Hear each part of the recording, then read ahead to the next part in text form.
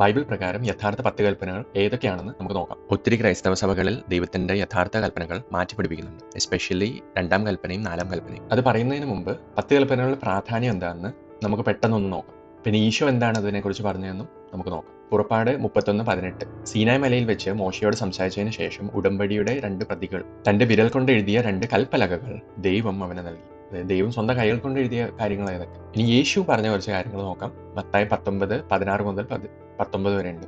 ഒരാൾ അവനെ സമീപിച്ച് ചോദിച്ചു, ഗുരു, നിത്യജീവൻ പ്രാപിക്കാൻ ഞാൻ എന്ത് നന്മയാണ് പ്രവർത്തിക്കേണ്ടത്?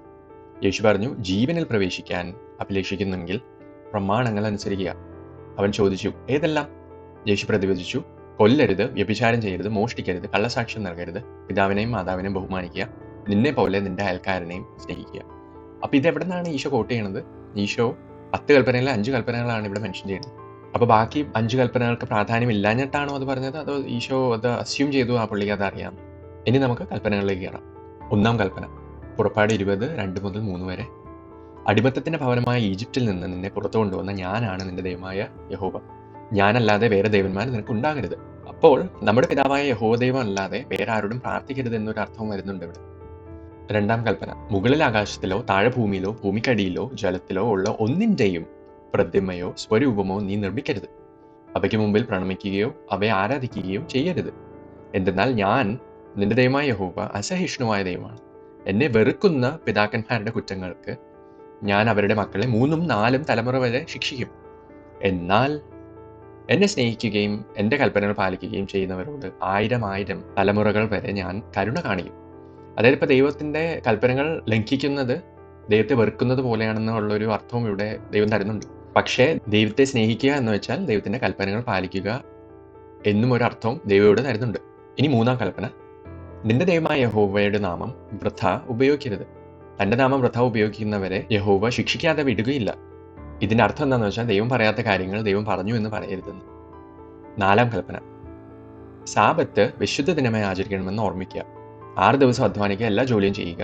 എന്നാൽ 7-ാം ദിവസം, അതായത് നമ്മുടെ ശനിയാഴ്ച, നമ്മുടെ സാറ്റർഡേ ആണ്, നിന്റെ ദൈവമായ യഹോവയുടെ സാബത്താണ്.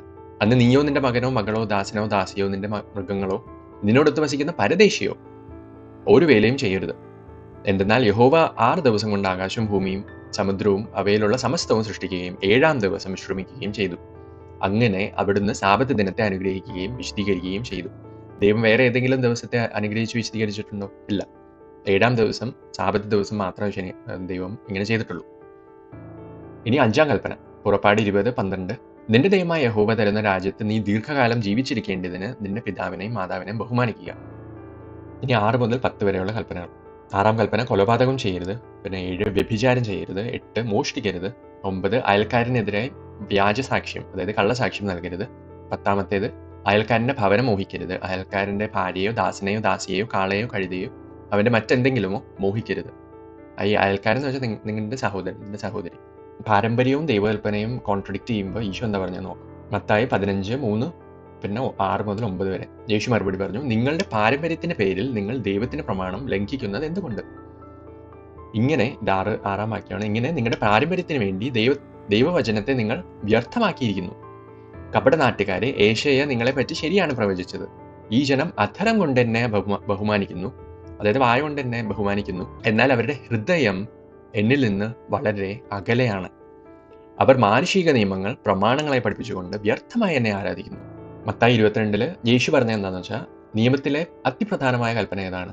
യേശു പറഞ്ഞു, നീ നിന്റെ ദൈവമായ യഹോവയെ പൂർണ്ണ ഹൃദയത്തോടും പൂർണ്ണ ആത്മാവോടും പൂർണ്ണ മനസ്സോടുകൂടിയും സ്നേഹിക്കുക. ഇത് ഈശോ നിയമാവർത്തനം കോട്ട് ചെയ്യുന്നതാണ്. ഇതാണ് പ്രധാനവും പ്രഥമവുമായ കൽപ്പന. 2-ാമത്തെ കൽപ്പനയും ഇതിന് തുല്യം തന്നെ, അതായത് നിന്നെ പോലെ നിന്റെ അയൽക്കാരനെയും സ്നേഹിക്കുക. വീണ്ടും നിന്റെ സഹോദരൻ, നിന്റെ സഹോദരി. ഈ 2 കൽപ്പനകളിൽ സമസ്ത നിയമവും പ്രവാചകന്മാരും അധിഷ്ഠിതമായിരിക്കുന്നു. ഞാൻ ഈശോ പണ്ട് നിയമവും പ്രവാചകന്മാരെയും വിളിച്ചതാണ് നമ്മളിപ്പോൾ പഴയ നിയമം എന്ന് പറഞ്ഞ് വിളിക്കുന്നത്. പോകുന്നതിന് മുമ്പ് ഒരു ക്വിക്ക് അനൗൺസ്മെന്റ് ഉണ്ട്. ഞാനൊരു വെബ്സൈറ്റ് ഉണ്ടാക്കിയിട്ടുണ്ട്, ephraimk.com എന്നാണ്, അതായത് എഫ്രൈം കേരള. ക്വസ്റ്റ്യൻസ് ഉണ്ടാവും, ആരാണ് എഫ്രൈം, ദൈവത്തിന്റെ നിയമം എന്താണ്, യേശു ദൈവത്തിന്റെ നിയമം പാലിച്ചോ, പിന്നെ യഥാർത്ഥ സാബത്ത് ഏത് ദിവസമാണ്, അല്ലെങ്കിൽ വിശുദ്ധ ഉടമ്പടി, അതായത് ദൈവം നമ്മളുമായിട്ടൊരു ഉടമ്പടി വെച്ചിട്ടുണ്ട്, ആ ഉടമ്പടി എന്താണ്, അതൊക്കെ വന്ന് നിങ്ങൾക്ക് എക്സ്പ്ലോർ ചെയ്യാം ഈ വെബ്സൈറ്റിൽ. AD 300-കളിൽ യഥാർത്ഥ സാബത്ത് മാറ്റിയെന്നതിന് തെളിവുണ്ട്. അത് കാണാൻ ഈ വീഡിയോയിൽ ക്ലിക്ക് ചെയ്തോളൂ.